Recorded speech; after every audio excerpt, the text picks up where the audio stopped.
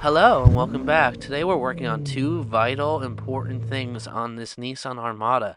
We're working on the front brakes and we're also going to do an oil change and replace the oil filter. So stay tuned and I'll guide you through it.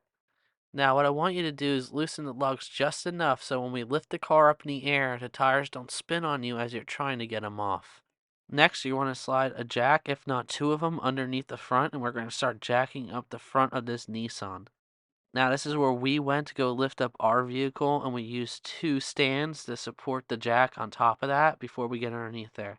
That way we can change the oil and also start taking off these tires so that we can check the front calipers and make sure that we grease them up and get them going again. The reason we're pulling them apart is because we had a little bit of a problem before in the back rear brakes, but we're going to show you guys how to do the front ones this way. If you need to do a brake job, you'll be able to see how to do the front and the back on my channel. And this way, you'll never know what not to do while working on this Armada with your brakes. As you can see, that's the location we chose to put the stands. Now we're going to remove our lug nuts so we can take these rims off. And that way we can get to the next step, which is actually working on our brake calipers. Now we pre-loosened these with our breaker bar before. So they popped out very easily, and now all we have to do is take this rim off and roll it to the side. Now you're going to repeat the same thing to the opposite side, and then we're going to do our oil change too. Alright, we're underneath the vehicle now, and we're going to be removing this shield, so we got to remove all the bolts first. You want to take your time taking out these bolts, make sure you get them all the way out so they don't snap, and you can always use some rust penetrating spray if you needed to.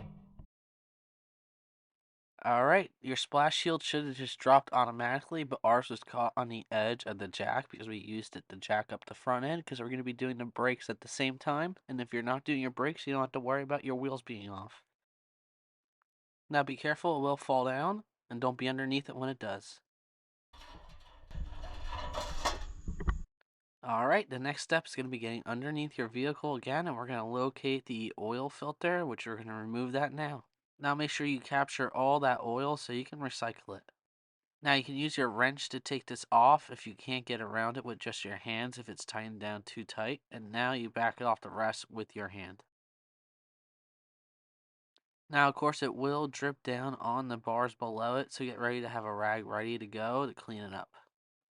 Now when it's mostly drained out, we can take off the whole oil filter and then we can replace it. I recommend putting it in a cardboard box or somewhere that you don't have to worry about it splashing over onto everything else once you have it out. Alright, I'm going to be using some Platinum High Mileage Pennzoil 5W30 for this vehicle. And we're going to fill up the new oil filter to the top before we screw it in. Now I accidentally overfilled it too fast by flowing out the oil at too fast of a rate, which is why I had the box underneath me. But now it's ready to go. We can install it once again. Alright, we're going to climb ourselves back underneath that vehicle, and this way we can actually install the new oil filter. We're going to hand tighten it and then give it a small little cinch with the wrench, even though the wrench can't fully fit in there. You don't want it too tight because then it's going to suck to get it off again. You can use your rag, wipe it all down, make sure you got any of the excess oil off of everything, and then we're going to get ready to install that shield once again. Now we're going to loosen the drain plug and make sure you have your stand out of the way. I made a mistake not having my stand out of the way right away, and I had to catch the oil right before it splashed just a little bit, but I cleaned it up and make sure none of it stayed or had any issues.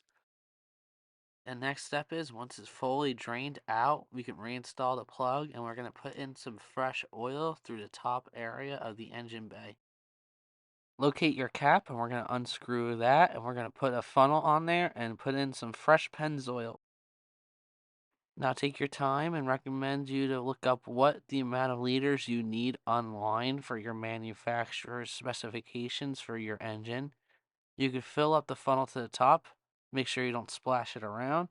We got a little accidental splash that fell off right there because we got a little overzealous, but that's okay. It'll wipe right up. Now once it's fully done draining down, we're going to top it back off again and keep adding in more of the oil. Now we already made it through one container. This is the second one that we opened, so make sure you do not add in too much, and we're going to make sure we go right to that point where the engine has just enough oil. Now, if you made it through to this point, I appreciate it. Remember to like and subscribe to see more videos just like this. I work on modern vehicles, classics, RVs, and almost anything with a motor. I love doing body work, and I'm going to share all my tips with you. Now, if you're also here for just a good old-fashioned laugh, I release some good-hearted memes almost every week in my short section too. On this channel, I have no discrimination. We don't have any room for anything negative, and we're going to make sure we help bringing some positive vibes. That way you can make it through your project. To know that we're not going to be the ones to help discriminate against what you're going through. Even if you're not the best builder, we'll help give you any advice that we have over at my channel.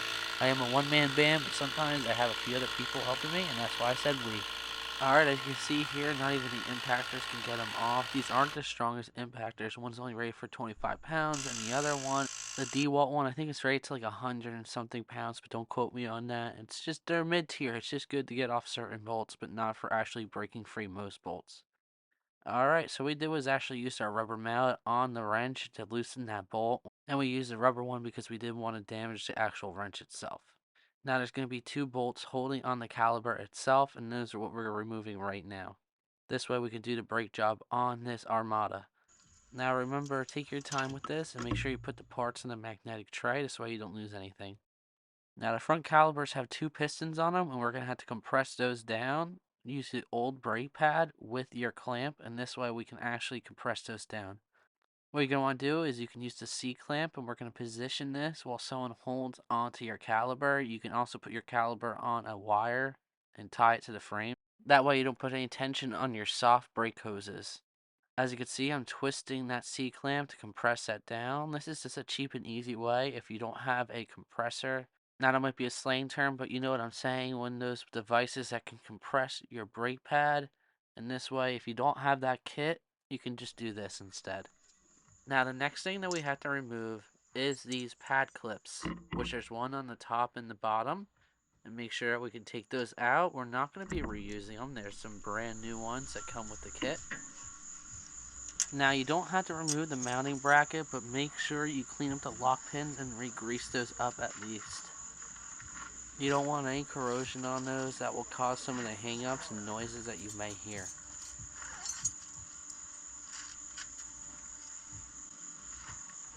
Now these clips only go in one way, so make sure you have them facing the correct way that they can hold in the brake pads on that area. Alright, the next step is getting the last shimmin on the top part, and then we can move on.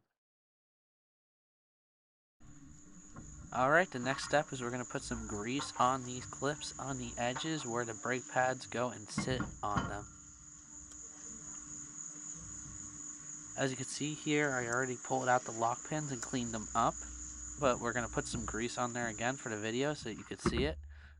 Put it back inside that boot, move it up and down and around, and make sure it doesn't feel like it's grabbing or anything, and then you'll know that they're good. As you can see, there's no corrosion on these or anything, but we're still going to treat it as such. Alright, our next step is to figure out which side the brake pads go on, and you're going to put a little bit of grease on the edges of these pads, and we're going to slide them right on.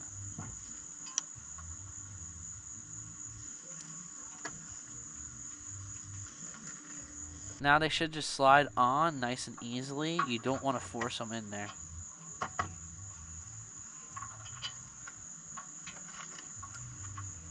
Alright, we're going to put grease on the other pad and slide it on the other end of this clip.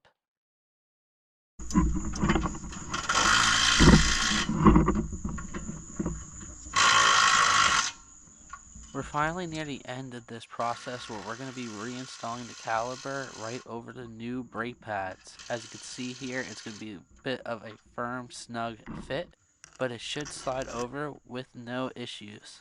Now we're going to be putting those two bolts back in on the actual caliper. What I'm doing is pre-tightening these bolts on the caliper to the mounting bracket. This way, when I go to crank them down, I don't have to worry about the threads jumping.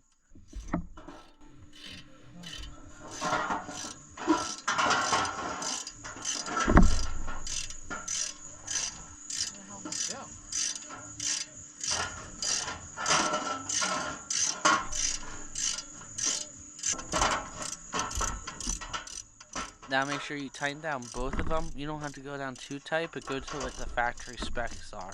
Now what I like to do is go back and make sure each bolt is tightened down at the same time. This way one side's not pulled in completely tight while you're still trying to get the other bolt in. Alright, this is what it looks like, all done and ready to go.